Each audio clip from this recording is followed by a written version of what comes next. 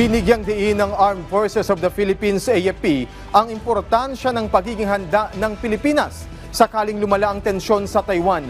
Si Patrick De Jesus ng PTV sa Balitang Pambansa.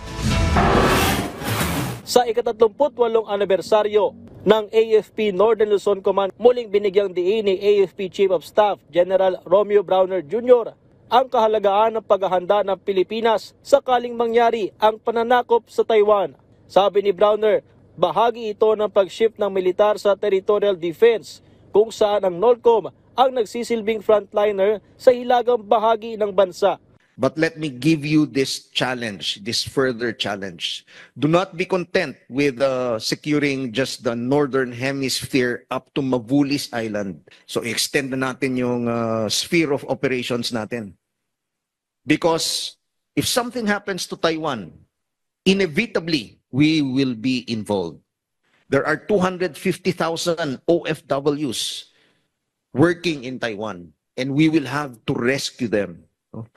And it will be the task of Northern Luzon Command to be at the front line of that operation.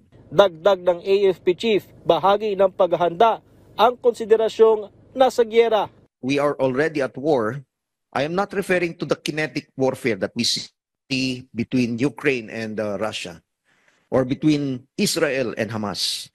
But we are experiencing already cyber warfare, information warfare, cognitive warfare, political warfare. No? So, sinisingitan na tayo. The Communist China is already conducting United Front works in our country. Hindi po kathang-isip yun na pinapasukan na nila, they're already infiltrating our institutions. Samantala, ipatutupad naman ng Philippine Navy ang pinalakas ng Order of Battle sa West Philippine Sea at karagatang sakop ng hilagang bahagi ng bansa, kabilang sa revamp ang command and control sa mga opisyal ng Naval Forces West at Northern Luzon at paghahanda sa mga karagdagang barko na darating, kabilang ang BRP Miguel Malvar at BRP Diego Silang at iba pang mas modernong kagamitan. Nagbibigay tayo ng mas magandang, mas malaking atensyon ngayon sa mga lugar na ito, and these are the naval components confronting them. Mula sa People's Television Network, Patrick De Jesus para sa Balitang Pambansa.